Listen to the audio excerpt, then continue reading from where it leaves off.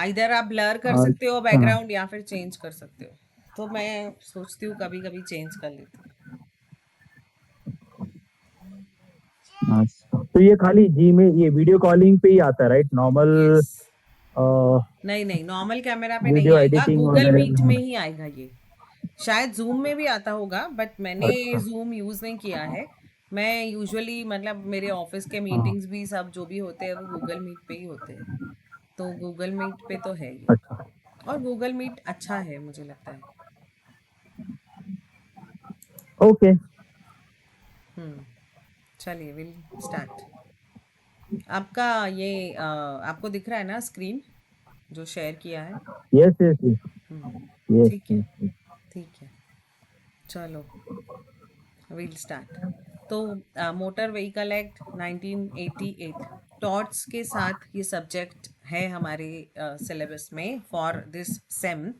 एक तो टॉर्ट्स है, फिर मोटर व्हीकल एक्ट है, फिर कंज्यूमर प्रोटेक्शन एक्ट है।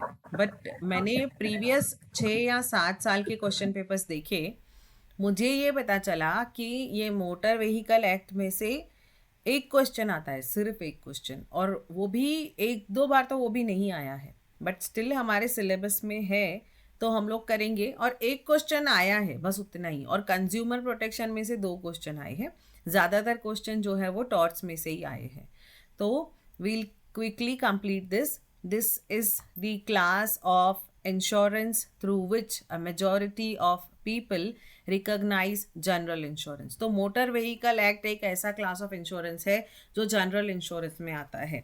तो वी ऑल आर अवेयर के there are 2 type of insurances. एक लाइफ इंश्योरेंस होता है जो इंसान की लाइफ का इंश्योरेंस होता है, और उसके अलावा बाकी सारे इंश्योरेंसेस जनरल इंश्योरेंसेस में जाते हैं, चाहे वो मेडिकल हो, गाड़ी का हो, कार्गो का हो, कंटेनर का हो, कुछ भी हो अदर देन लाइफ, सारे जनरल इंश्योरेंस में जाते हैं। तो ये भी एक जनरल इंश्योरेंस की कैटेगरी में आता है।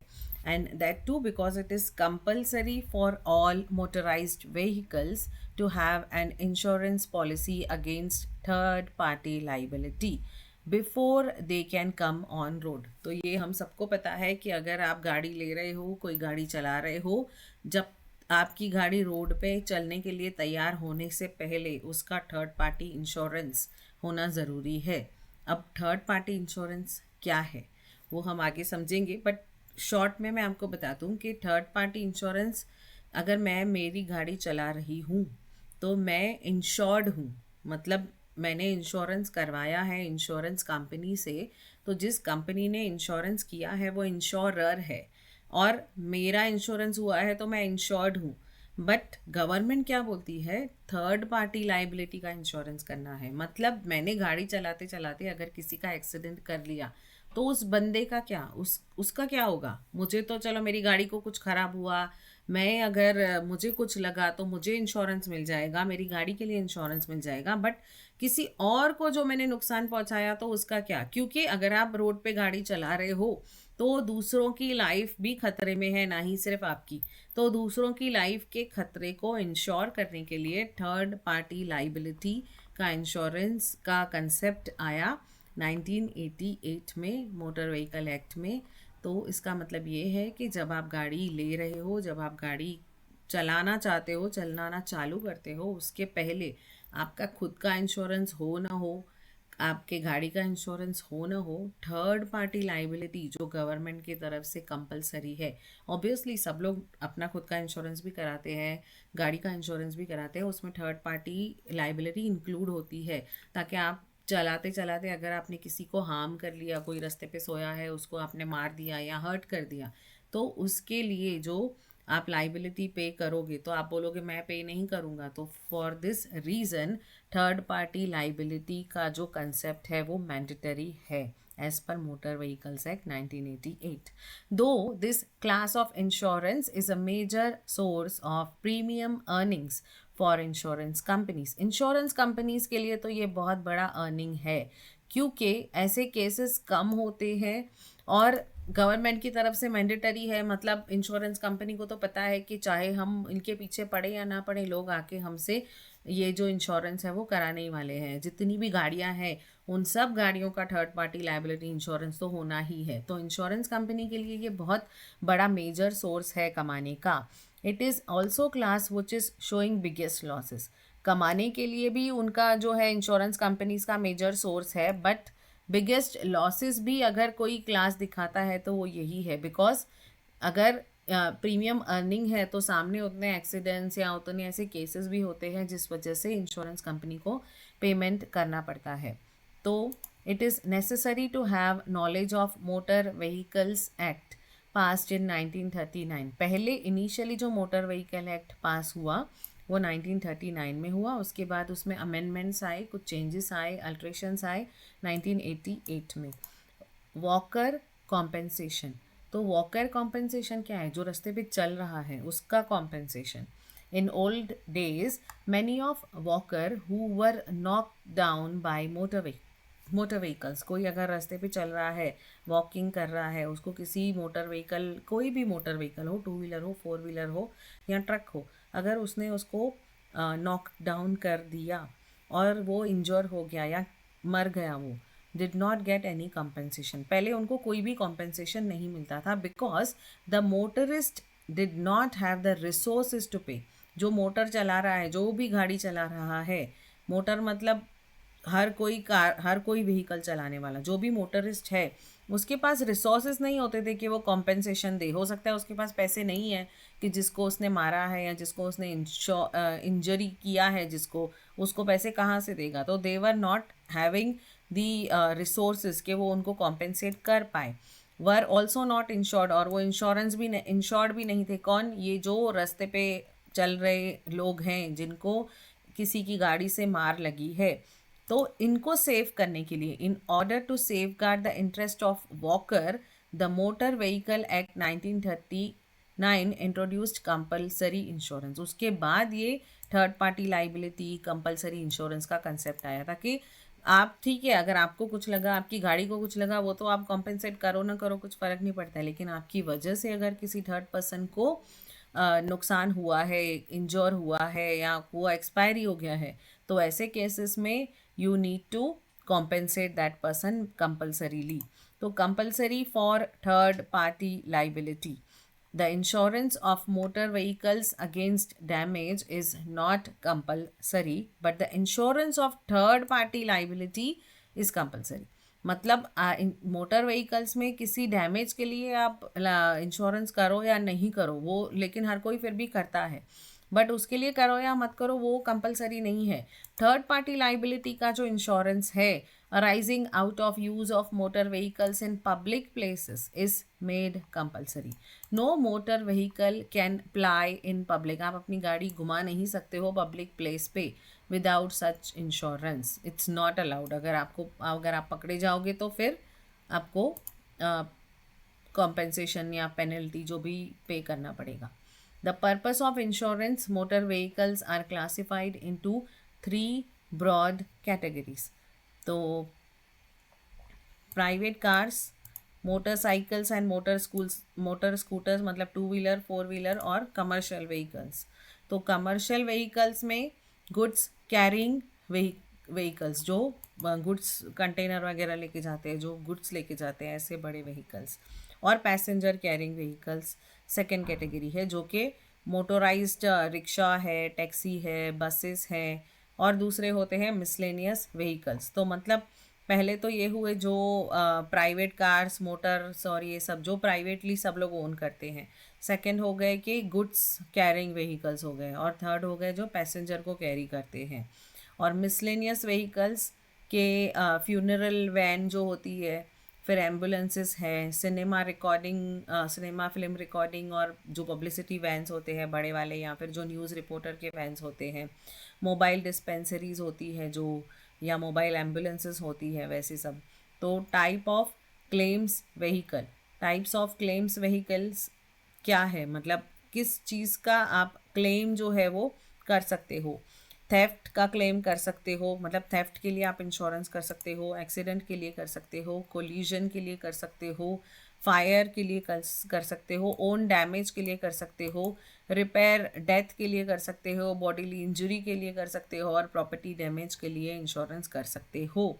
लॉस और डैमेज और own damage, the risk covered are, क्या क्या रिस्क कवर्ड है लॉस और डैमेज में. ये जो हमने देखा कि लॉस और डैमेज होता है, जो भी कोई क्लेम्स हम लोग कर सकते हैं, तो यहाँ पे ओन डैमेज जो है, तो ओन डैमेज में कौन सी चीज़ें कवर होती है इन इंश्योरेंस. तो फायर, एक्सप्लोजन, सेल्फ इग्निशन और लाइटनिंग, अगर खुद ही इग्नाइट हो गया, एक्सप्लोजन हो गया, फायर हो गया गाड़ी में, बर्गलरी, चोरी हो गई, हाउस ब्रेकिंग और थेफ्ट हुआ, रायट या स्ट्राइक्स हुए, अर्थक्वेक हुआ, फ्लड, टाइफून, ह्यूरिकेन. ऑब्वियसली अगर ये सब कैटेगरीज आप जितना ऐड करोगे उतना आपका प्रीमियम बढ़ेगा. ह्यूरिकेन, स्टॉर्म, टेम्पेस्ट, ये सब जो नेचुरली कैलामिटीज़ हैं, नेचुरली कुछ हो सकता है, साइक्लोन, हेल स्टॉर्म, फ्रॉस्ट, ये सब एक्ट ऑफ गॉड हो गए. एक्सीडेंटल एक्सटर्नल मीन्स, किसी एक्सटर्नल मीन्स से एक्सीडेंट हुआ, मतलब आपकी गाड़ी खड़ी है और किसी और गाड़ी ने आके उसका एक्सीडेंट किया. मैलिशियस एक्ट किया, किसी ने फ्रॉड, मतलब गलत तरीके से बैड फेथ में आपको जानबूझ के मारा. टेररिस्ट एक्टिविटी है, ट्रांजिट बाय रोड है, रेल है, इनलैंड वाटरवे, लिफ्ट, एलिवेटर और एयर, ये सब चीज़ों का आप इंश्योरेंस कर सकते हो. लैंडस्लाइड, रॉक स्लाइड, लैंडस्लाइड हुआ या रॉक स्लाइड हुआ तो भी. Now motor vehicle act 1988, compensation for damages. The law relating to torts is based on the principle that every injury should have a remedy. तो torts का main principal यही है कि हर इंजरी के सामने एक रेमेडी होनी चाहिए. The concept of compensation and providing damages step in at this very instance.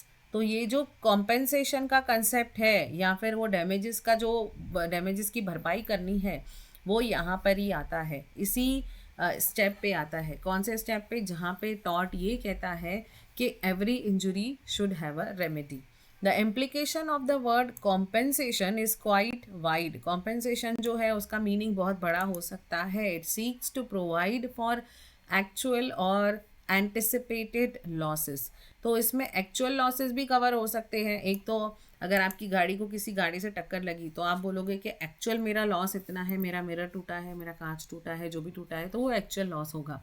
या फिर ये भी हो सकता है कि एंटिसिपेटेड लॉस होगा. आप बोलोगे कि मुझे लग रहा है कि मेरा सस्पेंशन भी गया है, मुझे लगता है कि मेरा बॉनेट के अंदर का जो भी कुछ वाटर टैंक है, कूलेंट है, ये ख़त्म हो गया है, जो भी कुछ आपको लगता है कि एंटिसिपेटेड लॉस है, मतलब अभी आपको पता नहीं है कि वो एक्चुअली में लॉस हुआ है या नहीं, आप ये अज्यूम कर रहे हो, एंटिसिपेट कर रहे हो, अनुमान लगा रहे हो कि इतना लॉसेस होने के चांसेस है. तो ये सारे लॉसेस भी आप उनसे कॉम्पेंसेशन ले सकते हो, डिपेंडिंग अपॉन कि आपको कॉम्पेंसेशन कैसा मिल रहा है. एक्चुअल वाला कॉम्पेंसेशन मिल रहा है, एक्चुअल लॉस जितना मिल रहा है, या फिर एंटिसिपेटेड लॉसेस पे भी मिल रहा है. And does so under various heads and is often awarded subjectively on case to case basis. तो ये केस टू केस बेसिस पे डिसाइड होता है कौन से केसेस में जो लोक अदालत होती है वो कितना केस को कंसिडर करती है और वो एक्चुअल लॉसेस दे रही है या फिर एंटिसिपेटेड लॉसेस के लिए ऑर्डर दे रही है कि इतना भरना पड़ेगा. तो motor vehicle act 1988 has been described to be a welfare legislation aimed at providing relief to aggrieved parties. तो बेसिकली मोटर व्हीकल एक्ट जो 1988 में बना है वो एक तरह का वेलफेयर लेजिस्लेशन है ताकि जो एग्रीव्ड पार्टीज़ हैं उनको रिलीफ मिले. एग्रीव्ड मतलब जिनको कंप्लेन है, जिनके बीच में आपस में डिस्प्यूट है कि मेरी कार का इतना नुकसान हुआ, ये हुआ, या फिर रोड पे गाड़ी चल रही है तो उसकी क्या क्या नॉर्म्स होने चाहिए, what should be the age of driving, और इंश्योरेंस किसका होना चाहिए, किसको कितना कॉम्पेंसेशन मिलना चाहिए, और फिर रोड रूल्स क्या होंगे, पेनल्टी कितनी होगी, वो सारी जो भी रूल्स हैं रिलेटिंग टू मोटर व्हीकल्स वो सब इस एक्ट में है. तो ये एक तरह का वेलफेयर लेजिस्लेशन है बिकॉज इसमें सारे जो भी मोटरिस्ट हैं उनके लिए अल्टीमेटली ये है कि उनको रिलीफ हो, उनके लिए इजी हो जाए. मतलब कहीं अगर वो अटकते हैं तो उन्हें पता हो कि लॉ ये कहता है, इस हिसाब से होना चाहिए. Amendment of act. तो अमेंडमेंट ऑफ एक्ट 1939 का अमेंडमेंट हुआ 1988 में. तो the motor vehicle act 1939 consolidated all the laws relating to motor vehicles, but it had to be constantly amended in order to keep it up to date. तो भले ही ये consolidate करके amend हुआ 1988 में, बट एवरी टाइम ये constantly amend होते रहते हैं जैसे जैसे उनको लगता है कि चेंजेस की ज़रूरत है. तो मोटर व्हीकल एक्ट एक ऐसा एक्ट है जिसमें कॉन्स्टेंटली चेंजेस होते रहते हैं, बिकॉज क्योंकि जब 1988 में शायद सीएनजी गाड़ी का कोई नाम ही नहीं था, फिर उसके बाद इलेक्ट्रिक गाड़ी का कोई नाम ही नहीं था, ईवी का कोई नाम ही नहीं था. तो उनसे रिलेटेड अगर कोई भी नॉर्म्स हैं, कोई भी चीज़ें हैं, प्रोविजंस है जो उनको ऐड करनी है, तो वो उसी में ही ऐड हो जाती है. इसीलिए ये जो एक्ट है वो कंसोलिडेटेड है, मतलब अब तक के जितने भी लॉज उसमें कॉन्स्टेंटली अमेंड होते जा रहे हैं वो सब भी उसमें ऐड होते हैं. With the advancement in the road transport technology and development of the road network coupled with change in pattern of passengers transport, तो ट्रांसपोर्ट टेक्नोलॉजी में चेंजेस आए हैं, रोड नेटवर्क में चेंजेस आए हैं, रोड नेटवर्क में plus change in pattern of passenger transport, जो passenger transport का भी पैटर्न है वो भी चेंज हुआ है, बसेस की क्वालिटीज़ है या फिर व्हाट्सोएवर जो भी मोटर रिलेटेड पैसेंजर्स हैं, मे इट बी वो बस से जा रहे हो या रिक्शा से जा रहे हो या ईवी से जा रहे हो. It was important that the act was amended in order to incorporate और all modern techniques relating to motor vehicles. तो सारे मॉडर्न टेक्निक्स को इनकॉर्पोरेट करके अमेंड करती जाए, वो चेंजेस जो है उसमें जो भी कुछ प्रोविजंस लगता है गवर्नमेंट को ऐड करना चाहिए, तो वो सब हमेशा कॉन्स्टेंटली ऐड होते रहते हैं. Motor vehicle act 1988 is an act of Parliament of India which regulates all aspects of road transport vehicles. तो सिर्फ रोड ट्रांसपोर्ट व्हीकल्स ही इसमें इंक्लूडेड होते हैं. द एक्ट मतलब एयर और शिप रिलेटेड कुछ भी इसमें इंक्लूड नहीं होगा. The act came in to force from 1 जुलाई 1989. तो अभी इसका कमेंसमेंट ऑफ स्टैट्यूट जो है वो है 1 जुलाई 1989, क्योंकि इस दिन it came in to force. It replace the motor vehicle act 1938 which earlier replaced the first enactment Motor Vehicles Act 1914. तो सबसे पहले 1914 था, उसको रिप्लेस किया 1938 ने, फाइनली 1938 को रिप्लेस किया मोटर व्हीकल्स एक्ट 1988 ने. The act provides in detail the legislative provisions regarding licensing of drivers and conductors. तो इसमें एक्ट में लेजिस्लेटिव प्रोसीजर्स भी हैं कि ड्राइवर्स का लाइसेंस जो है वो कब मिलेगा, उनका लाइसेंस जो ड्राइविंग टेस्ट होगा वो कैसे होगा, ड्राइविंग लाइसेंस की वैलिडिटी कितनी होगी, एज कितनी होगी, हर स्टेट का ड्राइविंग लाइसेंस अलग होगा, 2 व्हीलर का अलग होगा, 4 व्हीलर का अलग होगा. तो ये सारी चीज़ें जो भी प्रोविजंस हैं रिलेटिंग टू लाइसेंस वो सब प्रोविजंस को एक्ट में बताया गया है. और एंड कंडक्टर्स, जो बसेस में कंडक्टर्स होते हैं, registration of motor vehicles related भी उसमें है. हर एक मोटर व्हीकल का रजिस्ट्रेशन होता है, स्टेट वाइज होता है, हर स्टेट में अपना अलग नंबर होता है, एमएच होता है. महाराष्ट्र के लिए सिमिलरली, दिल्ली के लिए अलग है, गोवा के लिए अलग है, वो हम सबको पता है. तो वो रजिस्ट्रेशन ऑफ मोटर व्हीकल्स भी उस एक्ट में इंक्लूडेड है. फिर control of motor vehicles through permit. तो किसी को उसको नेशनल परमिट होती है, किसी को ऑल इंडिया परमिट होती है, जो भी सब परमिट होती है वो सब भी इस एक्ट के अंडर आता है. Special provisions relating to state transport undertakings, जो इंटर स्टेट ट्रांसपोर्ट के लिए ट्रक्स या कार्गो के लिए या इवन पैसेंजर के लिए बसेस यूज़ होती है, जो इंटर स्टेट ट्रांसपोर्ट होती है, तो उनके लिए स्पेशल प्रोविजंस क्या है, ट्रैफिक रेगुलेशंस क्या होने चाहिए, इंश्योरेंस रिलेटेड क्या प्रोविजंस होने चाहिए, वो सब भी इस एक्ट में दिया है. और लाइबिलिटी क्या होगी, ऑफेंसेस किस चीज़ को ऑफेंस माना जाएगा, सिग्नल तोड़ने को ऑफेंस माना जाएगा कि नहीं, किसी की गाड़ी को बैश करना ऑफेंस माना जाएगा कि नहीं, कौन से केस में कितनी पेनल्टी होगी, ओवर स्पीडिंग के लिए कितनी पेनल्टी होगी, विदाउट लाइसेंस ड्राइव करने की कितनी पेनल्टी होगी. तो ये सब भी इस एक्ट में है. Further, in order to exercise the legislative provisions of the Act, the Government of India made the Central Motor Vehicles Rules 1989. तो 1989 में गवर्नमेंट ने और एक एक्ट बनाया, सेंट्रल मोटर व्हीकल्स रूल्स 1989, जो कि लेजिस्लेटिव प्रोविजंस पे ज़्यादा जोर दे रहा था कि अगर कोई लॉ बना है as per motor vehicle act 1988 तो उसके रिलेटेड यहाँ पे मोटर व्हीकल रूल्स में रूल्स होंगे और उसके रिलेटेड ऑफेंसेस के किस चीज़ को ऑफेंस बोलेंगे और किस चीज़ के लिए कितना पेनल्टी होगा, कौन से ऑफेंस के लिए कितना कॉम्पेंसेशन होगा, तो वो सब सेंट्रल मोटर व्हीकल रूल में 1989 में दिया है। मतलब एक साल बाद मोटर व्हीकल एक्ट 1988 के बाद तुरंत ही सेंट्रल मोटर व्हीकल्स रूल्स 1989 का सेटअप हुआ। A review group was thus set up in order to form a comprehensive legislation, and based on the suggestions given, the Motor Vehicle Act 1988 came into being on 1st July 1988। तो इसमें sections दिए हैं 140 से 144, dealt with no fault liability, जहाँ पे किसी का fault नहीं है फिर भी लाइबिलिटी बनती है कि अगर दो कारों का, दो व्हीकल्स का आपस में बैश हुआ है तो भले ही किसी की भी फॉल्ट नहीं है बट नॉमिनल उनको लाइबिलिटी पे करनी है।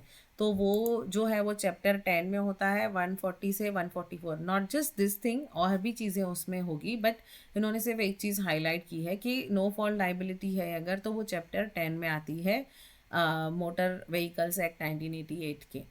और चैप्टर 11 में आता है deals with insurance in third party claims. तो इन थर्ड पार्टी क्लेम्स के लिए इंश्योरेंस करना है, कितना करना है, कौन से पीरियड के लिए है, वैलिड है या नहीं है, अगर वैलिड नहीं है तो कितना फ़ाइन भरना होगा, क्या पेनल्टी होगी, तो वो सारी चीज़ें चैप्टर 11 में हैं। चैप्टर 12 जो कि सेक्शन 165 टू 176 में आता है goes on to deal with claim tribunals. तो अगर ट्रिब्यूनल में आपको जाना है, मतलब आपका कोर्ट में, लोक अदालत में केस है कि आपके खिलाफ जो जो पेनल्टीज़ हैं आप उसको पे करने जाओगे, कहीं पे आप उनसे रियायत मांगोगे कि हमको लीनियंट अप्रोच दो, मेरा गलती नहीं था, ये वो जो भी रिलेटेड केसेस अगर हो रहे हैं, एडवोकेटिंग हो रही है, ट्रायल्स हो रहे हैं, तो वो सबसे रिलेटेड चैप्टर 12 में है। This act is considered to be welfare legislation. It is primarily focused on giving relief to innocent person. Basically ये क्यों बना है, ताकि इनोसेंट पर्सन को रिलीफ मिल सके on the road who are often victims to accidents. जो लोग रास्ते पे कोई सो रहे होते हैं, कोई चल रहे होते हैं, तो उनका एक्सीडेंट हो जाता है, जिनकी कोई गलती नहीं होती है, जो इनोसेंट लोग होते हैं, तो ऐसे लोग जो विक्टिम बन जाते हैं एक्सीडेंट्स का, उनको रिलीफ देने के लिए ये जो एक्ट है वो प्राइमरीली उस चीज़ पे फोकस्ड है। And then find themselves not having a claim to compensation। तो पहले यही होता था कि जो रोड पे इनोसेंट पर्सन्स हैं, जिनको गलती से, मतलब गलती से या लग गया उनको अगर गाड़ी की वजह से, तो उनकी तो कोई गलती नहीं है, they are just victim to accident, और उनको कोई कॉम्पेंसेशन भी नहीं मिलता था। तो इस एक्ट के आने के बाद उनको they can receive the compensation, at least उनको उनकी जो लॉस है कुछ तो उनको उनकी भरपाई मिलती है। A driving license was made mandatory for any of drivers through the provisions of the Maharashtra Vehicle Act। तो Maharashtra vehicle sorry not Maharashtra, motor vehicle act 1988 के इसमें ड्राइविंग लाइसेंस जो है वो मैंडेटरी हुआ। उसके पहले नहीं था ड्राइविंग लाइसेंस मैंडेटरी, था बट मैंडेटरी नहीं था। The act also required the registration of the vehicle under the act which had a validity period of 15 years। अगर कोई भी व्हीकल रजिस्टर होता है तो उसकी वैलिडिटी 15 साल की ही होती है। आप कोई भी कार चला रहे हो तो वो 15 साल तक चला सकते हो, उसके बाद उसको और एक्सटेंड किया जा सकता है फर्दर 5 इयर्स के लिए, वो भी उसकी कंडीशन देख के कि वो चलाने लायक है या नहीं, तो ही उसको अनदर 5 इयर्स का रिलैक्सेशन मिलता है। अदरवाइज कोई भी व्हीकल का रजिस्ट्रेशन जो होता है वो वैलिड होता है 15 साल के लिए। After which it could be further renewed for another 5 years, another 5 years के लिए वो रिन्यू हो सकता है। These provisions form the tip of iceberg which extends to cover multiple other sections। तो ये तो मेन टिप ऑफ आइसबर्ग है, लेकिन और भी चीज़ें हैं, और भी अदर सेक्शंस हैं, मल्टीपल सेक्शंस हैं जिनको ये जो मोटर व्हीकल एक्ट है वो कवर करता है, which goes a long way in making this MVA 1988 a welfare legislation. Basically ये वेलफेयर लेजिस्लेशन बोल सकते हैं because it sees the welfare of the innocent people और welfare of the aggrieved parties. अगर कहीं किसी के बीच में डिस्प्यूट है तो वो उनका वेलफेयर हो, बेसिकली ये कंसेप्ट है। Various aspect of MVA, insurance and third party claims. Compulsory insurance was introduced in order to safeguard the interest of the third party.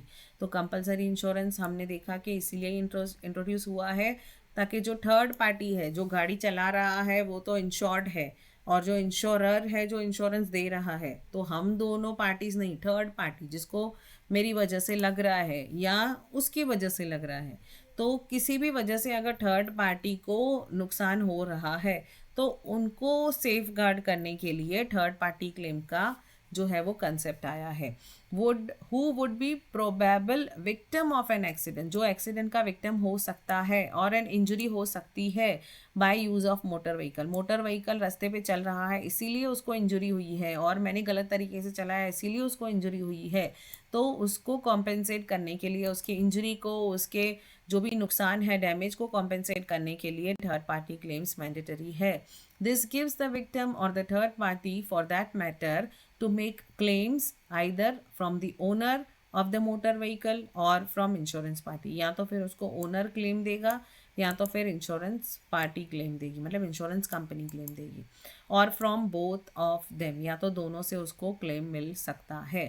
As need be as given in the provision, जैसे provision में दिया होगा उस हिसाब से, depending upon the case, depending upon the court ने क्या बोला है। अगर वो केस कोर्ट तक जा रहा है तो हो सकता है कि इंश्योरेंस पार्टी को भी उसको क्लेम देना पड़े और जिसका मोटर व्हीकल है, जो ओनर है, उसको भी देना पड़े। As per section 147 subsection 5 of MVA 1988, the insurer has the responsibility to indemnify the persons or class of persons that the corresponding policy aims to cover. तो सेक्शन ये जो है 147(5) वो इंश्योरर की रेस्पॉन्सिबिलिटी है, मतलब जो इंश्योरेंस कर रहा है, इंश्योरेंस कंपनी, उसकी रेस्पॉन्सिबिलिटी है कि वो इंडेमनीफाई करे, मतलब उसको कॉम्पेंसेट करे अगर वो उससे मांग रहा है कॉम्पेंसेशन, और क्लास ऑफ पर्सन जिसको भी, जिसके लिए भी वो पॉलिसी कवर करने के लिए बनाई गई है, उन सारे लोगों को इंडेमनिटी मिलनी चाहिए, इंडेमनीफाई होने चाहिए वो, मतलब उनको उनका कॉम्पेंसेशन मिलना चाहिए इंश्योरेंस कंपनी से। This insurance to third party was considered to be mandatory under the statute, तो इस लॉ के हिसाब से ये मैंडेटरी है, कंपलसरी है, and was not to be overridden, ये कभी भी ओवर रिडन नहीं हो सकता है, ओवर रूल नहीं किया जा सकता, मतलब रूल आउट नहीं किया जा सकता, इसको एक्सेप्शन में नहीं छोड़ा जा सकता, ये मैंडेटरी है on the basis of any clause present in that insurance policy. उस इंश्योरेंस पॉलिसी में कोई भी क्लॉज हो, बट ये क्लॉज जो है कि थर्ड पार्टी का जो इंश्योरेंस है वो मैंडेटरी है, उसको कहीं भी ओवर रिडन नहीं किया जा सकता। It was laid out in National Insurance Company Limited versus Fakir Chand that third party was to include everyone. Third party में हर कोई आएगा except for contracting parties. Third party में वो सारी दुनिया आ जाएगी जो कार का ओनर और इंश्योरेंस कंपनी को छोड़ के, इन दो लोगों को छोड़ के हर एक इंसान थर्ड पार्टी है, और थर्ड पार्टी को कुछ भी लगा तो उसका हक है कि वो कॉम्पेंसेशन मांगेगा। It was also said that any government vehicles were to be exempted from insurance under section 162(2), 146 subsection 2 and 146 subsection 3, which is then covered by the special fund organized by same purpose. But हाँ, अगर ये बस है, BEST की बस है, government vehicle है, तो गवर्नमेंट व्हीकल्स को एग्जेम्पशन है इस थर्ड पार्टी इंश्योरेंस के लिए। लेकिन अगर गवर्नमेंट की बस से किसी का एक्सीडेंट होता है, किसी इनोसेंट को विक्टिम बन जाता है एक्सीडेंट का और उसको इंजरी होती है, तो उसको कॉम्पेंसेशन कहाँ से मिलेगा? तो उन्होंने तो थर्ड पार्टी इंश्योरेंस करवाया नहीं है, क्योंकि उनके लिए तो मैंडेटरी है नहीं, they are exempted from the insurance. तो ऐसे केसेस में जो गवर्नमेंट है उसके लिए एक स्पेशल फंड रखती है, और उस फंड में से उनको जो है वो कॉम्पेंसेशन मिलता है, जो भी अगर विक्टिम्स होंगे जिनकी नुकसान हुआ है, जिनको इंजरी हुई है, जिनका एक्सीडेंट हुआ है, व्हाट्सोएवर, उनको कॉम्पेंसेशन जो भी मिलना चाहिए वो ऐसे केस में जहाँ पे वो गवर्नमेंट व्हीकल है, तो ऐसे केस में इंश्योरेंस कंपनी ना देकर उनको गवर्नमेंट एक स्पेशल फंड जो ऑर्गेनाइज करती है, जमा करती है, एक्यूमुलेट करती है, उसमें से उनको कॉम्पेंसेशन मिलता है. Pylon rider driving out of scope. The policy as provided in the act was to include and cover only third party claims and nothing more. तो पॉलिसी जो एक्ट में आई उसके हिसाब से थर्ड पार्टी क्लेम्स जो है वो मेन है कि वो होना चाहिए और कुछ हो nothing more. A passenger travelling in a private car और a pillion driver driving a scooter, अगर कोई स्कूटर चला रहा है या फिर पैसेंजर जो कि प्राइवेट कार में ट्रैवल कर रहा है, was to be kept outside the scope of insurance claim. तो जो वो खुद उस गाड़ी में बैठा है ड्राइवर के साथ, तो वो उस स्कोप से अलग है, इंश्योरेंस क्लेम के स्कोप से अलग है. वो इंश्योरेंस क्लेम थर्ड पार्टी का नहीं मांग सकता क्योंकि वो उस गाड़ी में तभी उस दौरान तभी उस गाड़ी में है, वो एज अ पाइलन राइडर है, मतलब जो टू व्हीलर पे उसके साथ बैठ रहा है, या फिर कार में अगर को पैसेंजर कोई बैठा है तो वैसे जो लोग हैं, जो पैसेंजर है जो उसके साथ बैठे हैं, was to be kept outside the scope of insurance claim. It was also held that the insurance company would not be held liable for accident to the pylon rider as long as scooter owner had a policy. तो scooter owner ने अगर policy की हुई है तो ही उसके जो पीछे बैठा हुआ है वो जो बंदा है वो उसको क्लेम मिलेगा, अदरवाइज उसको नहीं मिलेगा. That did not cover the rider as well. तो अगर राइडर खुद ही कवर नहीं होगा तो उसके पाइलन राइडर की तो बात ही नहीं है कि उसको तो मिलेगा ही नहीं. तो बात ये है कि थर्ड पार्टी इंश्योरेंस क्लेम जो है वो तो मैंडेटरी है, बट अगर आपको पूरा आपका खुद का भी इंश्योरेंस चाहिए और आप जिनके साथ जा रहे हो उनका भी इंश्योरेंस चाहिए, तो आपको कंप्लीट इंश्योरेंस कराना होता है गाड़ी का, जो जनरल इंश्योरेंस में आता है, not only third party claims. Similarly, it was ruled that if the owner of the goods were to travel with the goods in a vehicle, the insurance company was not to be liable in case of accident that were to occur in process. तो ऐसे भी case ruled हुआ था कि अगर कोई goods के साथ उसका ओनर भी जा रहा है उस ट्रक में और एक्सीडेंट हुआ, तो ऐसे केस में इंश्योरेंस कंपनी उसको कोई भी कॉम्पेंसेट नहीं करेगी. अगर उसने गुड्स का और खुद का इंश्योरेंस करवाया है तो ही उसे कॉम्पेंसेट करेगी, अदरवाइज नहीं करेगी. बट ऑब्वियस है, इंश्योरेंस कंपनी, अगर हम इंश्योरेंस कंपनी है तो हम भी यही सोचेंगे कि आपने इंश्योरेंस नहीं कराया तो क्यों आपको हम देंगे एक्सीडेंट का ये.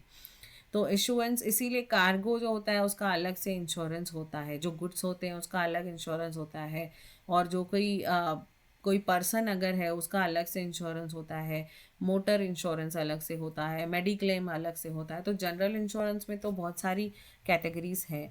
Issuance of certificate as per the act, policy of insurance shall have no effect unless and until a certificate of insurance in a form prescribed under the rules of act is issued. तो policy जो है insurance की उसके हिसाब से अगर certificate नहीं है इंश्योरेंस का तो फिर वो कोई इफेक्ट नहीं है उसका, मतलब उसका कोई वैल्यू नहीं है. कोई भी उठा के सर्टिफिकेट नहीं दे सकता कि इंश्योरेंस दिया. ओनली जो रिकॉग्नाइज्ड इंश्योरेंस कंपनीज हैं, जो भी गवर्नमेंट ने रिकॉग्नाइज की है, जिनको गवर्नमेंट ने अथॉराइज किया है कि आप इंश्योरेंस कर सकते हो, वहीं से ही इंश्योरेंस करवाना है, कहीं से भी इंश्योरेंस नहीं करवाना है. Third party insurance, the only evidence of the existence of a valid insurance is as required by motor vehicles act. जो मोटर व्हीकल एक्ट के हिसाब से वैलिड इंश्योरेंस है और जो आरटीओ एक्सेप्ट करता है वो ही वैलिड इंश्योरेंस है. अपने हिसाब से आप कोई भी किसी भी कंट्री का पेपर उठा के नहीं दिखा सकते हो कि मेरे पास इंश्योरेंस का पॉलिसी है. तो जो भी पुलिस अथॉरिटीज़ को एक्सेप्टेबल है, इन शॉर्ट जो मोटर व्हीकल एक्ट के हिसाब से है वो ही प्रॉपर इंश्योरेंस है, वो ही प्रॉपर सर्टिफिकेट है. Liability under motor vehicle act क्या है? The liabilities which require compulsory insurance are as follows: a liability incurred by insured in respect of death or bodily injury of any person. तो injury हो या death हो जाए, a liability awkward incurred by insured, तो insured जो बंदा है, मतलब मेरी जो गाड़ी है, मैं अगर इंश्योर्ड हूँ, तो मेरी कोई भी लाइबिलिटी, अगर किसी की डेथ हो जाती है, किसी को कोई इंजरी हो जाती है, इंक्लूडिंग ओनर ऑफ गुड्स, अगर गुड्स का कोई ओनर है उसकी भी अगर इंजरी हो जाती है, डेथ हो जाती है, हिज ऑथोराइज रिप्रेजेंटेटिव कोई भी है, उसका कोई ऑथोराइज रिप्रेजेंटेटिव है जो जिसकी इंजरी हो रही है, कैरीड इन कैरेज की बात चल रही है, ये कार्गो की जो बस है या ट्रक है उसकी बात चल रही है। तो जो जिसमें कार्गो या गुड्स जा रहा है उसमें कोई एक ऑथोराइज रिप्रेजेंटेटिव बैठा है उस कैरेज का, उस गुड्स का, या फिर उसका ओनर ही बैठा है, तो उन सब की जो लाइबिलिटी है वो इंश्योर्ड की होगी अगर उसकी डेथ हुई है या उसको बॉडीली इंजरी हुई है। तो liability incurred in respect of damage of any property of third party की कोई भी प्रॉपर्टी, थर्ड पार्टी मतलब कोई भी थर्ड पर्सन रास्ते पे चल रहा है, उसका कुछ नुकसान हुआ है, उसकी गाड़ी का, उसकी शॉप का, कोई भी उसकी प्रॉपर्टी का कुछ नुकसान हुआ है, उसके घर का गेट तोड़ दिया, कोई भी ऐसा नुकसान हुआ है, तो वो भी लाइबिलिटी के लिए कंपलसरी इंश्योरेंस की ज़रूरत है। तो ये सारी लाइबिलिटीज़ हैं जिनके लिए कंपलसरी इंश्योरेंस करवाना पड़ता है, अदरवाइज आप कॉम्पेंसेट कैसे करोगे। Liability incurred in respect of death और a bodily injury of any passenger of a public service vehicle, अगर पब्लिक सर्विस व्हीकल है तो भी कंपलसरीली इंश्योरेंस कराना है। ये लाइबिलिटी है किसकी, जिसकी वो कंपनी है, मतलब फॉर एग्जांपल जो कोई बस चला रहा है, पब्लिक सर्विस व्हीकल, कोई नीता की बसेस है, कोई और कोई भी कंपनी की बसेस है, अगर वो चला रहे हैं तो उनकी ये लाइबिलिटी है कि वो कंपलसरीली इंश्योरेंस करवाएं। जो मतलब ऐसे नहीं कि हर बार रोज अलग अलग पैसेंजर बैठ रहे हैं तो सबकी वो अलग अलग पॉलिसी कराएंगे, उनका एक कंसोलिडेटेड पॉलिसी ही होता है जिसमें इंक्लूड होता है कि जो भी उसमें पैसेंजर रोज कम्यूट करेंगे जिनके पास वैलिड टिकट होगा, और उन लोगों का जो है वो इंश्योरेंस उसमें इंक्लूडेड होता है, उनका जो भी अगर डेथ हुआ या बॉडीली इंजरी हुई तो वो उनका इंश्योरेंस उसमें कवर होता है। Liability arising under workman's compensation act, तो वर्कमैन कॉम्पेंसेशन एक्ट हमने ऑलरेडी किया है 1923। तो वर्कमैन कॉम्पेंसेशन एक्ट के अंडर भी अगर कोई लाइबिलिटी अराइज हुई है और वहाँ पर भी किसी का डेथ हुआ है और बॉडीली इंजरी हुई है, तो ऐसे केस में भी इंश्योरेंस करवाना कंपलसरी है। Paid driver of a vehicle, अगर कोई व्हीकल का पेड ड्राइवर है, ट्रक ड्राइवर है, कार ड्राइवर है, कोई कंडक्टर है, टिकट एग्जामिनर है, ट्रेन के टिकट, ट्रेन का नहीं, हम यहाँ पे मोटर व्हीकल रोड की बात कर रहे हैं, तो वैसे टिकट एग्जामिनर आ भी सकता है but I am not sure. Whatsoever कोई कंडक्टर या बस का टिकट एग्जामिनर, जो भी पब्लिक सर्विस व्हीकल्स है, उनके भी जो कॉम्पेंसेशन होगा, उनको अगर कुछ है तो उसकी लाइबिलिटी भी कवर करनी है किसकी, जो ओनर है उस पब्लिक सर्विस ट्रांसपोर्ट व्हीकल का। वर्कर्स हैं उसमें, जो कोई काम कर रहे हैं उस बस में, या कोई केयर टेकर है, कोई को पायलट है, वो सारी चीज़ों, वो सारे लोगों का भी मतलब मैं बस के को पायलट की बात कर रही हूँ, तो उनका भी इंश्योरेंस जो है वो कवर करना है।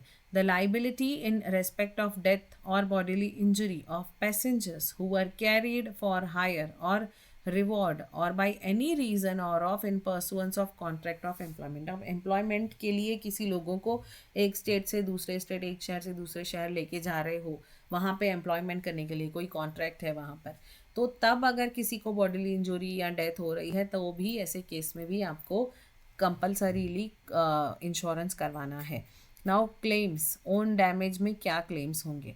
On the receipt of notice of loss the policy records are checked, अगर कोई भी लॉस हुआ, कुछ भी नुकसान हुआ, तो फिर वो नुकसान का जो डिटेल्स है वो दिया जाता है इंश्योरेंस कंपनी को। इंश्योरेंस कंपनी पॉलिसी के रिकॉर्ड्स चेक करती है कि पॉलिसी इज़ इन फोर्स, पहले तो ये देखेगी कि पॉलिसी वैलिड है या नहीं, पहले तो वो ही देखेंगे कि चलो एक्सपायर हो गई तो हम बच गए, बट देखते हैं कि अगर पॉलिसी का पीरियड जो है, टाइम लिमिट, वो करंट चल रहा है या एग्जॉस्ट हो गया है, and it covers the vehicles involve, उसमें जो व्हीकल है वो इन्वॉल्व, जो व्हीकल इन्वॉल्व है एक्सीडेंट में, या जो व्हीकल से कुछ भी लॉस हुआ है तो वो उसमें कवर है या नहीं।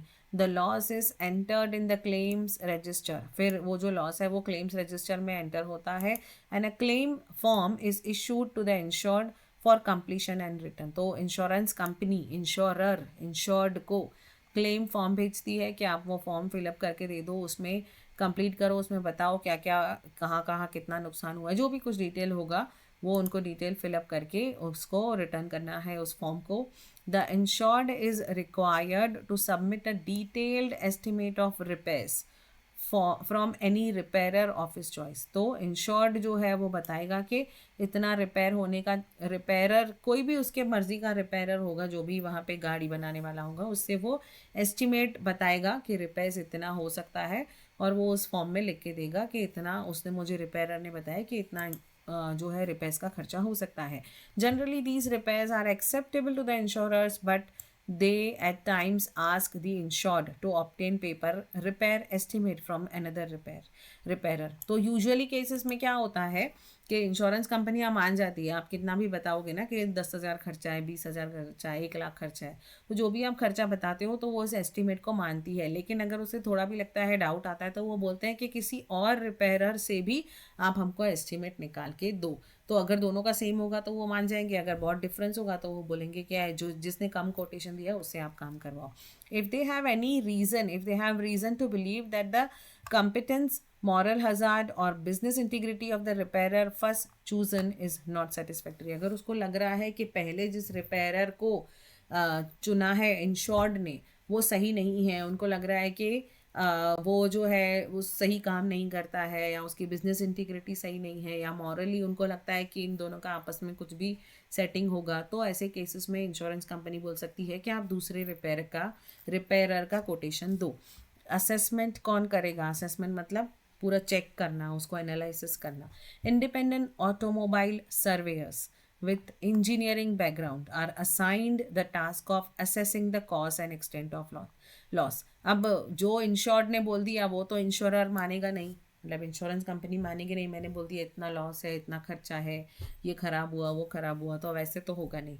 तो उसके लिए असेसमेंट होती है, मतलब वो प्रॉपर चेक होता है. वो चेक कौन करेगा? इंजीनियर बैकग्राउंड के सर्वेयर्स आते हैं, जो ऑटोमोबाइल सर्वेयर्स कहा जाता है, जो इंश्योरेंस कंपनी अपॉइंट करती है, और वो आके असेस करते हैं कॉज को कि किस रीज़न की वजह से ये हुआ है, जो मैं बता रही हूँ वो सही है या नहीं, और एक्चुअल लॉस का एस्टिमेशन कितना हो सकता है, जो मैं बता रही हूँ वो ज़्यादा तो नहीं बता रही हूँ, तो एक्सटेंट ऑफ लॉस, कॉज क्या है, वो सब एसेस करते हैं. They are supplied with a copy of policy, उनको पॉलिसी की कॉपी भी दी जाती है, क्लेम फॉर्म भी दिया जाता है, और रिपेयरर का एस्टिमेट भी दिया जाता है. दे इंस्पेक्ट द डैमेज व्हीकल को, डैमेज जो भी डैमेज व्हीकल है उसको इंस्पेक्ट करते हैं, उसके फोटोज़ निकालते हैं. Discuss the cost of repair and replacement with the repairer, तो वो कॉस्ट को डिस्कस करते हैं, और फिर दूसरे रिपेयरर की भी जो कॉस्टिंग आई है उसको भी कंसिडर करते हैं, उसको भी एनालिसिस करते हैं. फिर नेगोशिएट करते हैं एज पर इंडेमनिटी, जितना भी उनका पॉलिसी का इंडेमनिटी है, मतलब जितना भी उनको क्लेम मिल सकता है उसके बेसिस पे नेगोशिएट करते हैं. सबमिट, फिर उसके बाद अपनी सर्वे रिपोर्ट जो है वो सबमिट करते हैं. In respect of minor damage claims independent surveyors are not always appointed. तो एकदम छोटा कुछ होगा तो उसके लिए इंडिपेंडेंट सर्वेयर्स अपॉइंट नहीं होते हैं, बड़ा कुछ होगा तो ही होगा. ऑब्वियसली उसका भी क्यों खर्चा करेगी इंश्योरेंस कंपनी, जब अगर क्लेम ही एकदम कम होगा तो इंश्योरेंस कंपनी विल ऐसे ही वो दे देगी कि चलो, उसके लिए अलग से इंडिपेंडेंट सर्वेयर्स को अपॉइंट करके खर्चा करने की ज़रूरत नहीं है. द इंश्योरर्स ओन ऑफिशियल्स और their own automobile engineers inspect the vehicle and submit the report. तो अगर ऐसे केस में कुछ छोटा मोटा अगर लॉस है, छोटा मोटा क्लेम है, तो इंश्योरर जो है उसके खुद के जो अपने ऑफिशियल्स होंगे, कोई भी 1-2 ऑफिसर आके, वो लोग इंजीनियर आके इंस्पेक्ट करेंगे और रिपोर्ट सबमिट करेंगे. तो उनको बाहर का इंडिपेंडेंट सर्वेयर अपॉइंट करने की ज़रूरत नहीं है. What is the settlement? Settlement मतलब जो भी मिलेगा, अमाउंट कितना मिलेगा, कॉम्पेंसेशन कितना मिलेगा, या फिर जो इंश्योरेंस कंपनी ने कितना सोचा है कि कितना इस जो भी कार है उसमें जो ख़राब हुई है चीज़ें, वो कितना एस्टिमेट निकला, असेसमेंट के बाद उनको क्या लग रहा है कि कितना अमाउंट पे करना चाहिए, तो जो हाथ में आएगा वो settlement. The survey report is examined and the settlement is affected in accordance with the recommendation contain therein. The usual practice is to authorise the repairs directly with the repairer तो जनरली यही होता है कि repairs directly repairer से होते हैं और फिर रिपेयरर को ही डायरेक्ट पेमेंट की जाती है। To whom letter is issued to the effect, जिसके लिए भी जिसके लेटर आया होता है, मतलब जिसका एस्टिमेट आया होता है। In this letter the repairers are also instructed to collect direct from insured the amount of excess depreciation, salvage etc. Salvage मतलब जो बच जाता है। अभी फॉर एग्जांपल बहुत सारी चीज़ें ऐसी होती है जो डैमेज पार्ट्स हैं या फिर आधे डैमेज हैं, जिनका कुछ तो मिल सकता है बेच के, तो वो सैल्वेज हुआ, जो बचा हुआ तो सैल्वेज को छोड़ के, सैल्वेज पार्ट जो है उसमें से कुछ तो मिलेगा उसको, तो वो पार्ट छोड़ के जो बाकी का ऊपर का एक्सेस अमाउंट है, इंश्योरेंस कंपनी सेटल करने के बाद जो ऊपर का अमाउंट है वो पहले ही वो रिपेयरर को बता देती है कि ऊपर का अमाउंट जो है वो इंश्योर्ड देगा, मतलब जो गाड़ी का ओनर है वो देगा। The repairers are also instructed to keep aside the salvage of damage part. तो डैमेज पार्ट्स में से जो सैल्वेज हुआ है, जो बचा है, डैमेज पार्ट्स है जो बचा हुआ है या जिससे कुछ पैसा मिल सकता है अभी भी, if there are any for being collected by salvage buyer nominated by insurers. तो इंश्योरर्स के सैल्वेज बायर भी होते हैं, जो गाड़ी के पार्ट्स बचे हुए हैं कुछ, जो मतलब आधी डैमेज कंडीशन में है, तो उसका भी पैसा मिलता है। तो इंश्योरेंस कंपनी के पास ऐसे भी नॉमिनेटेड होते हैं लोग जिनको वो बुलाते हैं, और जो भी सैल्वेज पार्ट्स हैं, जो भी डैमेज पार्ट है गाड़ी के, वो उनको ये लोग बेचते हैं और इंश्योरेंस कंपनी को उससे कुछ बेनिफिट हो जाता है। और else if the repairers are willing to retain the salvage, its value is indicated by surveyor. तो अगर रिपेयरर बोल रहा है कि नहीं, ये जो गाड़ी का टूटा हुआ पार्ट है वो मैं रख रहा हूँ और उतना पैसा आपको देता हूँ, तो फिर सर्वेयर जितना बोलेगा उतना उनको देना पड़ेगा। सर्वेयर बताएगा कि इसका इतना मिलना चाहिए इस पार्ट का, तो उतना उनको देना पड़ता है जिससे वो रिपेयर करा रहे हैं उससे।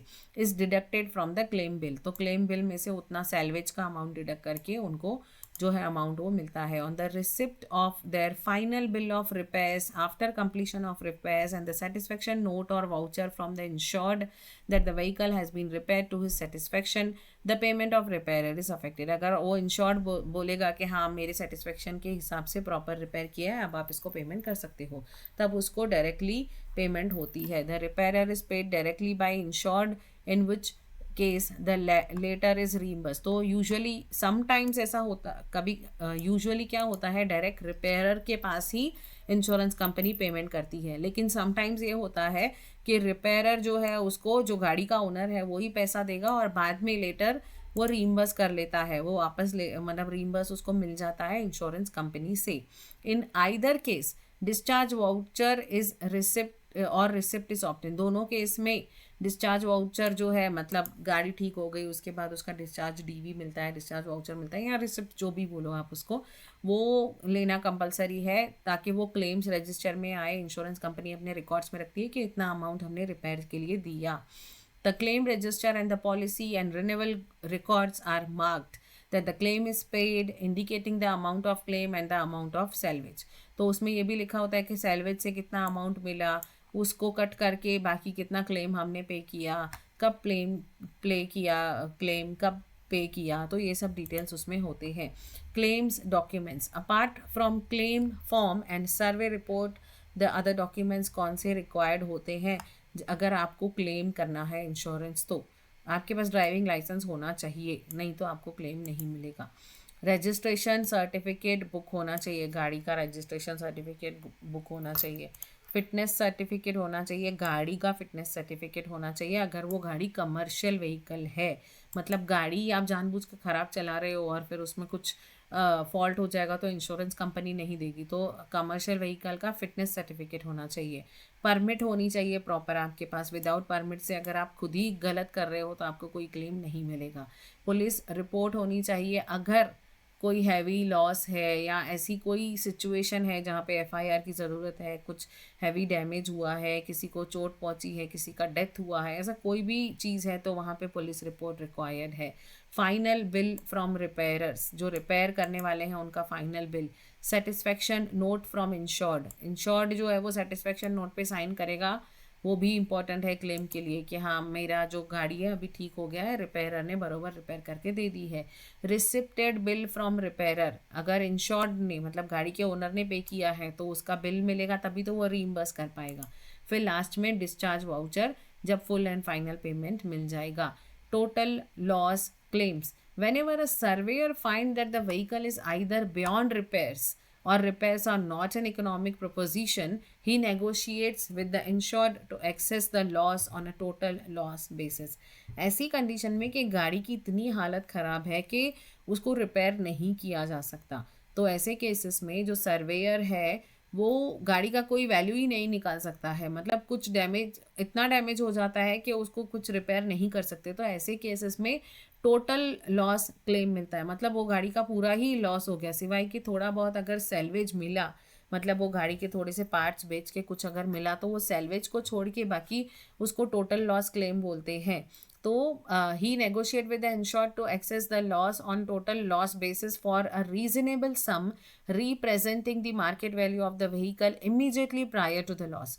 तो वो क्या करते हैं, लॉस जब हुआ है, मतलब जब एक्सीडेंट हुआ है या जो भी कोई उसको गाड़ी को उसका लॉस हो गया है, गाड़ी एकदम ख़त्म हो गई है, तो उसके पहले तक उस गाड़ी की कितनी वैल्यू थी वो कंसिडर की जाती है, मार्केट वैल्यू, नई गाड़ी की नहीं. वो गाड़ी की अगर 5 साल चली हुई है वो गाड़ी, तो वैसे ही सेम उसी कंडीशन की 5 साल पहले चली हुई गाड़ी की वैल्यू कितनी होगी, वो वैल्यू डिसाइड होती है कि टोटल लॉस उतना हुआ है.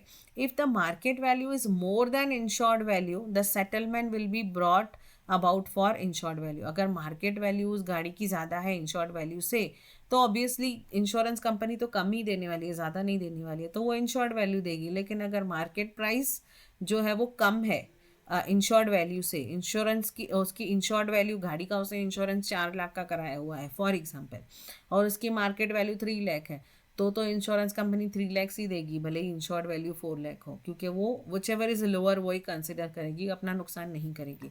The insured will be paid in cash and insurers will take over the salvage of damage vehicle. तो इंश्योरर जो होगा, इंश्योरेंस कंपनी जो होगी, वो भी डैमेज व्हीकल से जो भी कुछ सैलवेज मिलेगा, रद्दी है वो जो भी, तो वो खुद वो रखेगी. Which will thereafter be dispose of for their own benefit. वो अपने बेनिफिट के लिए रखेगी, या फिर उस गाड़ी की एकदम सिचुएशन ख़राब होगी तो वो कभी टेंडर्स में भी बेच सकते हैं, मतलब बहुत सारे स्क्रैप के डीलर्स होते हैं, उनको बेच सकते हैं.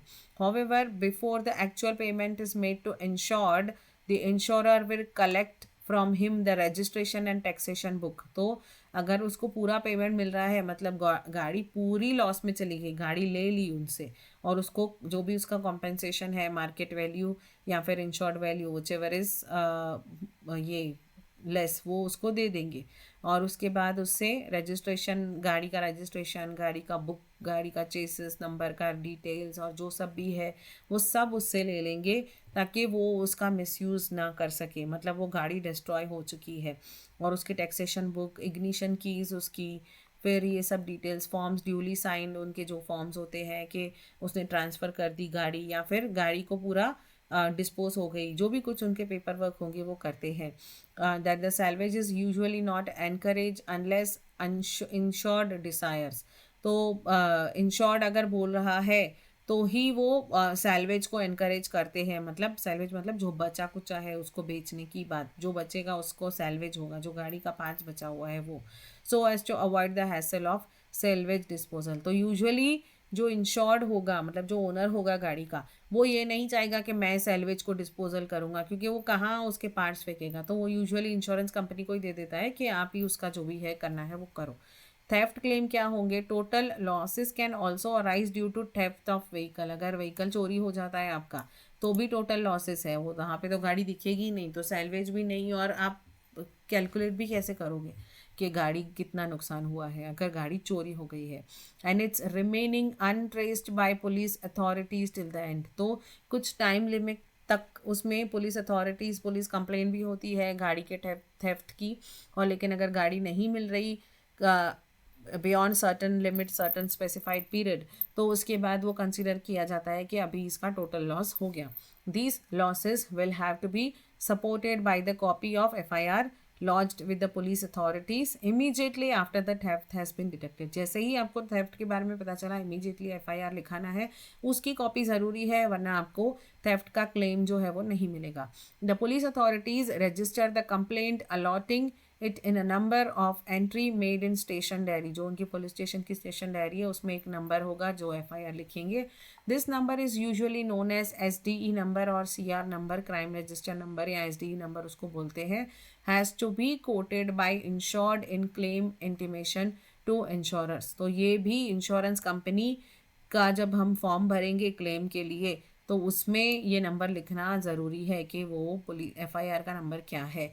The police keep the investigation going until the vehicle is traced and delivered to its owner. Police investigation चालू रखती है जब तक वो व्हीकल ट्रेस ना हो जाए.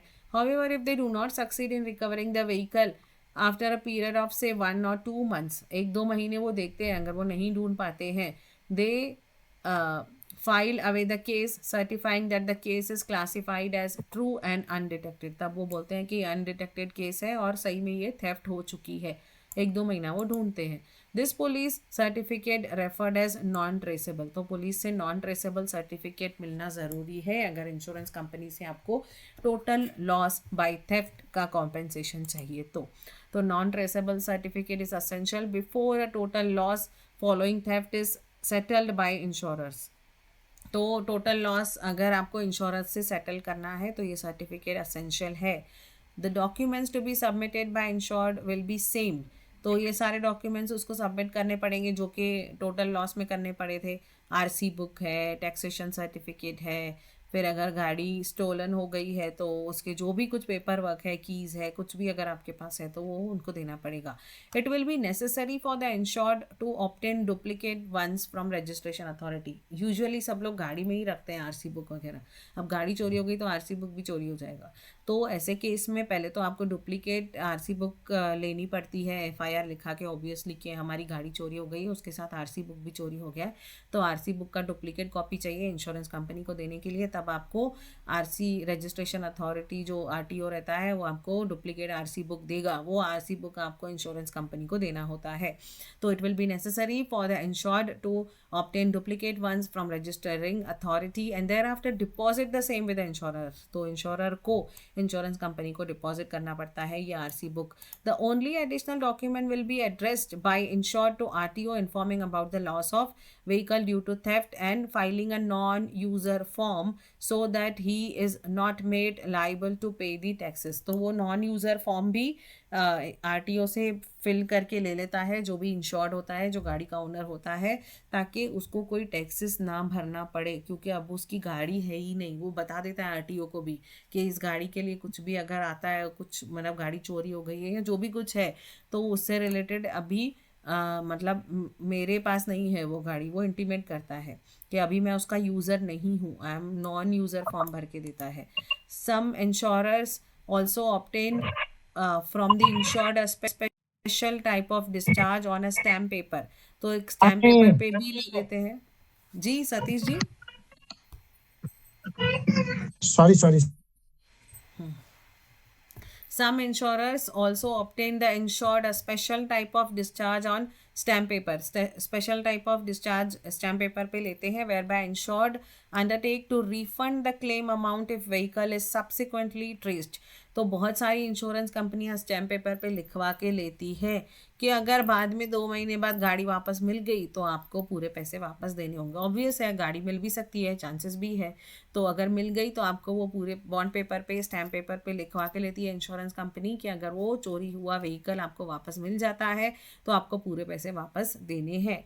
तो ऐसा साइन करके ले लेती है. ये also undertake in discharge form to pay any taxes which may be outstanding against the stolen vehicles.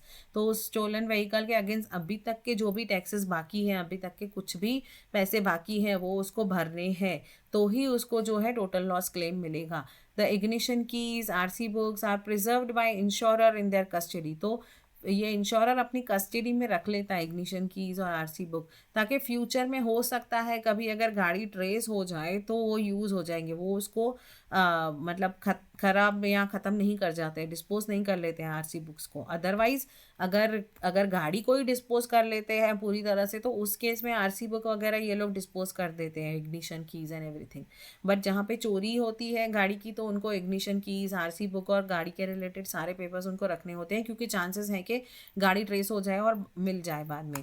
It is always prudent to inform that the concerned registering authority by the registered AD letter that a total loss claim is been process. तो insurance company जो registering authority है, जो उस area का RTO है, उनको भी letter लिख के बताती है कि हमने टोटल क्लेम प्रोसेस किया है और ये स्टोलन व्हीकल के अगेंस्ट, क्योंकि पुलिस ने भी नॉन डिटेक्टेबल सर्टिफिकेट दे दिया, नॉन ट्रेसेबल सर्टिफिकेट दे दिया, उनसे भी नहीं मिल रही है और हमने उसको पूरा क्लेम दे दिया है, ऐसा इन्फॉर्मेशन इंश्योरेंस कंपनी दे देती है आरटीओ को, उस अथॉरिटी को। तो and request them not to transfer ownership of vehicle to anyone. और अगर आपको ऐसा व्हीकल का ओनरशिप का आता है, अभी ऑब्वियसली जिसने चोरी की है वो कहीं ना कहीं तो जाएगा वो गाड़ी अपने नाम पे करवाने के लिए, ज़्यादातर केसेस में वो डिस्पोज ही कर लेगा, बट ऐसे केस भी हो सकते हैं कि वो कहीं जाएगा कि ट्रांसफ़र ऑफ ओनरशिप के लिए, या किसी और को बेच देगा और उसको तो लगेगा कि चलो मैंने ले ली है गाड़ी, और फिर यूजुअली ऐसा होता नहीं है बट फॉर एग्जांपल। लेकिन ऐसे केसेस में इंश्योरेंस कंपनी आरटीओ को इन्फॉर्म करके रखती है कि आप अगर ये गाड़ी नंबर आपके पास ये गाड़ी आती है कि इसका ओनरशिप चेंज करना है, तो आपको ट्रांसफ़र ऑफ ओनरशिप नहीं करना है, क्योंकि ये गाड़ी चोरी हो चुकी है और उसके अगेंस्ट हमने पूरा क्लेम उस बंदे को दे दिया है जिसकी वो गाड़ी थी। This will prevent the thief from disposing of stolen vehicle. तो ऐसे केस में स्टोलन व्हीकल को वो डिस्पोज भी नहीं कर पाएगा, मतलब किसी और को सेल भी नहीं कर पाएगा। तो वैसे केस में चांसेस है कि वो कहीं भी पकड़ा जा सकता है। Third party claims, section 165 of MV act 1988 empowers the state government to set up motor accident claim tribunal. अभी मोटर एक्सीडेंट के रिलेटेड जो भी केसेस हैं, जो भी कुछ आपस में केसेस होते रहते हैं, ये बोलता है इसने मारा, वो बोलता है मैंने नहीं मारा, मैं तो गाड़ी चला ही नहीं रहा था, मैं तो इंडिया में ही नहीं था, व्हाट्सएवर कोई भी केसेस जो चल रहे होते हैं उसके लिए एक कोर्ट तो चाहिए। तो वो है motor accident claims tribunal, MACT, motor vehicles act की मोटर एक्सीडेंट क्लेम की ट्रिब्यूनल, एक्सीडेंट रिलेटेड क्लेम्स की tribunal for adjudicating upon third party claims. ये जो हम थर्ड पार्टी क्लेम्स की बात कर रहे हैं, जो किसी थर्ड पर्सन को लगता है, या इनफैक्ट अगर दो गाड़ी चला रहे हैं, दोनों दोनों को ही लग रहा है, तो ऐसे केस में जहाँ पे कोई भी मोटर एक्सीडेंट रिलेटेड जो भी कॉन्फ्लिक्ट्स हैं वो सारे इस ट्रिब्यूनल में जाते हैं। When a tribunal has been set up for an area no civil court has jurisdiction. मतलब अगर किसी एरिया में मोटर एक्सीडेंट क्लेम ट्रिब्यूनल है, तो उस एरिया में मोटर रिलेटेड केस के लिए आप सिविल कोर्ट में नहीं जा सकते हो, सिविल कोर्ट आपका ले ही नहीं सकती केस। आप वो वहाँ पे क्या होगा, आपको मोटर एक्सीडेंट क्लेम ट्रिब्यूनल के पास ही जाना होगा। तो when a tribunal has been set up for an area no civil court has any jurisdiction to entertain any claim falling under the tribunal jurisdiction. उस ट्रिब्यूनल में, ये मोटर क्लेम वाले tribunal में, उस जुरिस्डिक्शन में जो भी कोई मोटर रिलेटेड केस आएंगे वो उनको ही लेने हैं, जो सिविल कोर्ट है वो केस नहीं ले सकती। They can not entertain you, they can not consider your case. The aggrieved party, जो भी अग्रीव्ड है, जिसको अग्रीव्ड यूजुअली मतलब क्या, जो नाराज़ है, जो गुस्सा है, जिसको केस करना है, aggrieved party has to move to tribunal within a period of 6 months from the date of accident। Accident के 6 महीने के अंदर ही आपको ट्रिब्यूनल के पास जाना है अगर आपको कोई चीज़ की कॉम्पेंसेशन मांगना है, कोई भी तरह का ट्रायल एडजुडिकेशन केस करना है, तो 6 महीने के अंदर एक्सीडेंट के, उसके बाद आप नहीं जा सकते हो। While making the award, award मतलब decision, the tribunal has to specify the amount payable by insurer. तो डिसीशन के टाइम पे ट्रिब्यूनल बताता है, अगर वो केस है इंश्योरेंस कंपनी और इंश्योर्ड के बीच में, अगर ये मांग रहा है कि मेरा इतना क्लेम होना चाहिए, इंश्योरेंस बोलती है इतना क्लेम नहीं होना चाहिए, तो ऐसे केस में ट्रिब्यूनल जो अमाउंट बताएगा वो दोनों पार्टीज़ को मानना पड़ेगा। मतलब इंश्योरर, इंश्योरेंस कंपनी, उतना उसको क्लेम देना पड़ेगा अगर ट्रिब्यूनल ने बोला है तो। The procedure for third party claims is briefly described as follows. On the receipt of notice of claim from the insured or a third party or from MACT, the matter is entrusted to advocate। तो पहले वो matter जो है वो advocate को दिया जाता है। ये जो मैटर है वो कौन दे सकता है, एक तो इंश्योर्ड देगा, मतलब जो गाड़ी चला रहा, जिसकी गाड़ी है वो देगा, या तो कोई थर्ड पार्टी जिसका नुकसान हुआ है, जिसका एक्सीडेंट हुआ है, या उसके घर वालों का जिसका नुकसान हुआ है, एक्सीडेंट हुआ है या डेथ हुआ है, वो पार्टी आएगी, या तो फिर खुद ये जो है ट्रिब्यूनल है वहाँ से अगर उनको लग रहा है कि कोई इंपॉर्टेंट केस है जिसको कंसिडर करना चाहिए तो वो समन दे के बुला सकती है पार्टीज़ को कोई भी मैटर के लिए, और फिर वो एक एडवोकेट को जो है वो नॉमिनेट करते हैं, अपॉइंट करते हैं। Full information relating to accident is obtained from insured, तो इंश्योर्ड से पूरी इंफॉर्मेशन ली जाती है।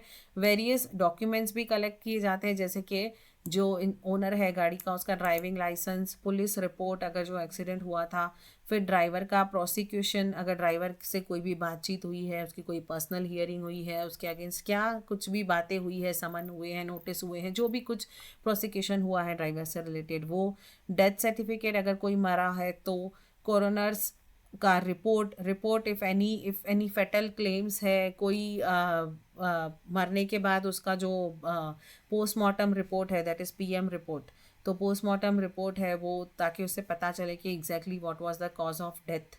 मेडिकल सर्टिफिकेट अगर इंजरी का क्लेम है तो, detail of age, income and number of dependents, तो एज क्या है उसकी, इनकम कितनी है उसकी, उसके डिपेंडेंट्स कितने हैं, वो सब डिटेल भी देने होते हैं ट्रिब्यूनल को। A written statement is then filed on the fact of case with the MACT by advocate, तो एडवोकेट रिटन स्टेटमेंट फाइल करता है। Eventually if the award is made by tribunal the amount is paid to third party against proper receipt, तो eventually award जो tribunal है जो decision देती है, जो अवार्ड देती है, वो अमाउंट थर्ड पार्टी को मिलता है प्रॉपर रिसिप्ट के साथ। कॉम्प्रोमाइज सेटलमेंट्स क्या है, ये लास्ट है, बस ये दो ही चीज़ें हैं।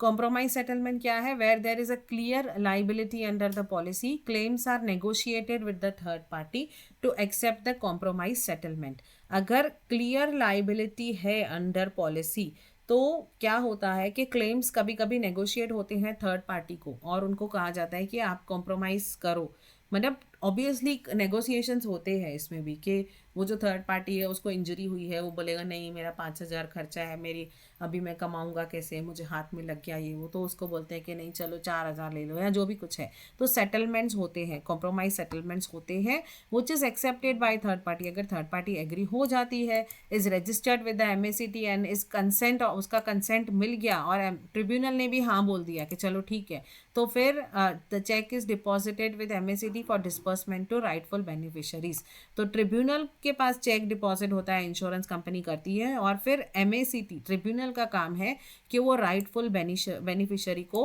उनका अमाउंट डिस्बर्स करे, उनका जो भी सेटलमेंट है वो उनको दे।